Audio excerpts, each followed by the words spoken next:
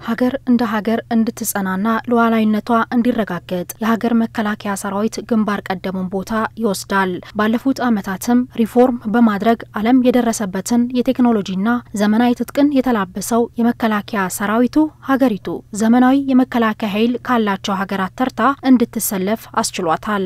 ታዲያ ተቋሙ የውስጥ አሰራሩን ለማሻሻል በተለያየ ዘርፍ በእውቀት የበለጸጉ ወጣቶችን በመመልመል አሰራሩ እንዲዘምን እያደረገ ይገኛል። ከተለያዩ ከፍተኛ የትምህርት ተቋማት በተለያዩ የሙያ መስኮች የሰለጠኑ ወጣቶች መከላከያ ሰራዊቱን ለመቀላቀል በምልመላ ስርዓቱ ተሳትፈዋል። የአዲስ አበባ ከተማ አስተዳደር ከሀገር መከላከያ ሰራዊት ጋር በመተባበር የሰለጠነ የሰው ኃይል በማቅረብ ረገድ ከፍተኛ ሚና እየተጫወተ መሆኑን የኢፌዴሪ የሀገር መከላከያ ሰራዊት የብሔራዊ ተጠባባቂ ማስተባበሪያና ማደራጃ ቢሮ አባል ሻለቃ አዲሱ ዘሪሁን ተናግረዋል።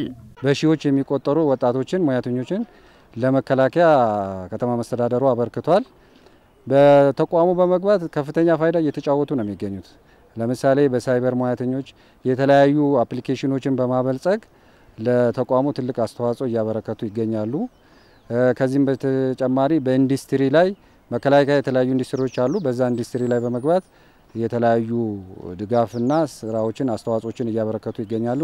የሀገር መከላከያ ሰራዊቱን በሙያቸው በማገዝ ሀገራዊ ኃላፊነታቸውን ለመወጣት ዝግጁ መሆናቸውን መከላከያ ሰራዊቱን ለመቀላቀል የተዘጋጁ ወጣቶች ተናግረዋል።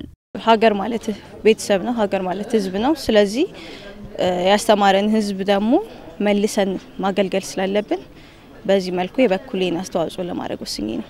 የመከላከያ አባል ነው ሲባል እስከ ጥግ የሚሰራ ፖቴንሻሉ የሚጠቀም ለሀገሩ የቆመና ለሀገሩ የሚሞት ነውና ከዚህ በላይ ክብር መቼም የለም። በተማርኩበት ደረጃ በተማርኩበት የስራ ዘርፍ ለመከላከያ አገልግሎት ለመስጠትና ደግሞ ያልኩትን የሚያሟላልኝ ስለሆነ የምፈልጋቸውን ፊልዶች እነ ኤሮዳይናሚክስ እነዛን የሚያሟላልኝ ስለሆነ ምርጫ አድርጌዋለሁ። በጣም ደስታ ይሰማኛል እና ብዙ ጓደኞች አግኝቻለሁ። እዚህ ከመምጣቴም በፊት ደሞም ስንመጣም ተገናኝተናል እና ያለው ሁኔታ ደስ ይላል። ሀገራችንን እየጠቀምን ደሞም በተማርንበት ሙያ እየሰለጠነንም ደሞም ወደ ተግባር እየገባን ነው። መከላከያ ሲባል ሰው ሌላ እግረኛ ሆነሽ የምትዋጊ ነው የሚመስለው። ግን እኔ እሱን አላሰብኩትም በአእምሮዬ ውስጥ ገብቶሻል። በቃ እኔ የተሻለ እድል ይኖረኛል ብዬ አስባለሁ።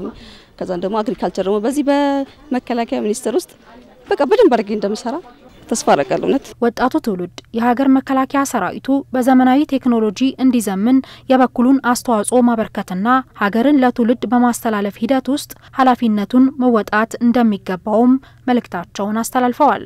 አባቶቻችን ያው በኋላ ቀር በሆነ መሳሪያ በነበረ ጊዜ ለሀገራችንን አስከብረው ለዚያ ቆይቶናል። የወጣት ደግሞ አሁን ዘመናዊ በሆነ በዚህ ቴክኖሎጂ መር በሆነ ጊዜ ነው ያለው። ስለዚህ የተማረ ወጣት አባቶቻችንን ያቆዩትን ሀገር ተረክቦ አሁን ያለውን ሂደት ማስቀጠልና መጠበቅ ለሚቀጥለው ትውልድ ማሸጋገር ይጠበቅበታል ብዬ አስባለሁ።